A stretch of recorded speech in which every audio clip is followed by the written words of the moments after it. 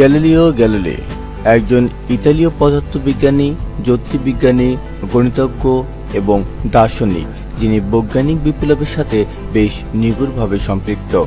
তার সবচেয়ে উল্লেখযোগ্য অবদানের মধ্যে রয়েছে দূরবীক্ষণ যন্ত্রের উন্নতি সাধন, যা জ্যোতির্বিজ্ঞানের অগ্রগতিতে সবচেয়ে বড় ভূমিকা রেখেছে। বিভিন্ন ধরনের অনেক জ্যোতির্বিজ্ঞানিক পর্যবেক্ষণ, নিউটনের গতির প্রথম ও দ্বিতীয় সূত্র এবং কোপার্নিকাসের মতবাদের পক্ষে একটি অতি গুরুত্বপূর্ণ পর্যবেক্ষণ। বিজ্ঞানী স্টিফেন হকিংসের মতে, আধুনিক যুগে প্রাকৃতিক বিজ্ঞানের এত বিশাল অগ্রগতির পেছনে গ্যালিলিওর চেয়ে বেশি অবদান আর কেউ রাখতে পারেনি। তাকে আধুনিক জ্যোতির্বিজ্ঞানের জনক, আধুনিক পদার্থবিজ্ঞানের জনক, এমনকি আধুনিক বিজ্ঞানের জনক হিসেবেও আখ্যায়িত করা হয়ে থাকে। গ্যালিলিও 1564 সালের 15 ফেব্রুয়ারি ইতালি টুস্কানিতে অবস্থিত পিসা নগরীতে জন্মগ্রহণ করেন। তার বাবা ভিনসেনজো গ্যালিলিও ছিলেন একজন গণিতজ্ঞ এবং সঙ্গীত শিল্পী। তার মায়ের নাম ছিল গিউলিয়া আমানাটি। গ্যালিলিও ছিলেন বাবা মার প্রথম সন্তান। বেশ অল্প বয়স থেকেই গ্যালিলিওর শিক্ষা জীবন শুরু হয়। সাধারণ শিক্ষার পর তিনি পিসা বিশ্ববিদ্যালয়ে ভর্তি হন, কিন্তু আর্থিক অসচ্ছলতার দরুন সেখানে তার পড়াশোনা বন্ধ করে দিতে হয়।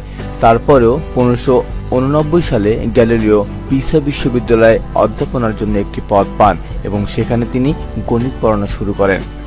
এর পরপরই তিনি পাদুয়া বিশ্ববিদ্যালয়ে চলে যান এবং সেখানকার অনুষদে জ্যামিতি, বলবিজ্ঞান এবং জ্যোতির্বিজ্ঞান বিষয়ে 1610 সালের পূর্ব পর্যন্ত অধ্যাপনা করেন। এই সময়ের মধ্যে তিনি বৈজ্ঞানিক মৌলিক বিষয়গুলো নিয়ে ভাবেন এবং বহু গুরুত্বপূর্ণ বৈজ্ঞানিক আবিষ্কার করেন।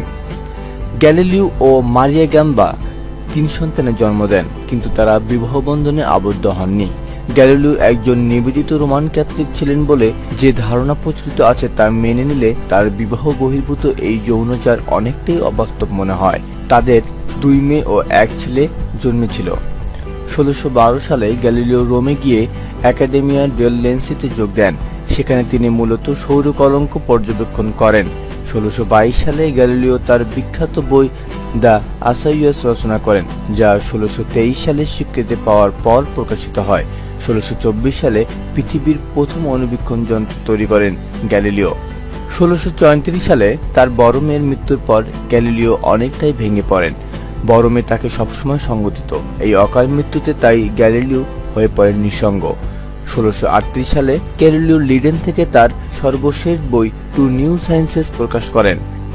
আর্জেন্টিনাতে 1642 সালের 8 জানুয়ারি তারিখে তিনি মৃত্যুবরণ করেন। মৃত্যুর সময় তার ছাত্র ভিনসেনজো ভিভিয়ানা তার পাশেই ছিলেন।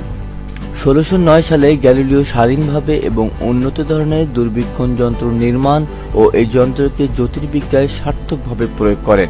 এর আগে 1608 খ্রিস্টাব্দে ওলন্দাজ চশমা নির্মাতা লিপেসহাইম তার নির্মিত এক দূরবীক্ষণ যন্ত্রের কথা প্রকাশ করেন এবং সেই বছরেই এক অদ্ভুত কাচ নির্মিত যন্ত্রের কথা গ্যালিলিওর নিকট পৌঁছায়। এ সময় তিনি তার এক রচনায় লেখেন, প্রায় 10 মাস পূর্বেই আমার কাছে সংবাদ পৌঁছায় যে জৈনব ওলন্দাজ চশমা নির্মাতা এমন এক যন্ত্র আবিষ্কার করেছেন যার দ্বারা দূরবর্তী বস্তুদের নিকটবর্তী বস্তুদের মতো স্পষ্ট দেখা যায়। এ খবর পাওয়ার পর আমি নিজেও কিভাবে এইরূপ একটি যন্ত্র নির্মাণ করতে পারি তা চিন্তা করতে শুরু করলাম। শীঘ্রই দূরবীক্ষণ যন্ত্রের নানা উন্নতি সাধন করে গ্যালিলিও দূরবর্তী বস্তুদেরকে অন্তত 30 গুণ বড় করে দেখার ব্যবস্থা করেন। খালি চোখে অদৃশ্য অসংখ্য নক্ষত্রের অস্তিত্ব দূরবীক্ষণ যন্ত্রে ধরা পড়ে। সে সময় খালি চোখে কৃত্তিকা তারামণ্ডলে মাত্র 6টি নক্ষত্র দেখা যেত, কিন্তু গ্যালিলিওর দূরবীক্ষণ যন্ত্রের দ্বারা 36টি নক্ষত্র পর্যবেক্ষণ করা যায়। দূরবীক্ষণ যন্ত্রের সাহায্যে গ্যালিলিও প্রথম পর্যায়ের আবিষ্কারগুলোর মধ্যে বৃহস্পতি গ্রহের উপগ্রহ আবিষ্কার বিশেষ গুরুত্বপূর্ণ।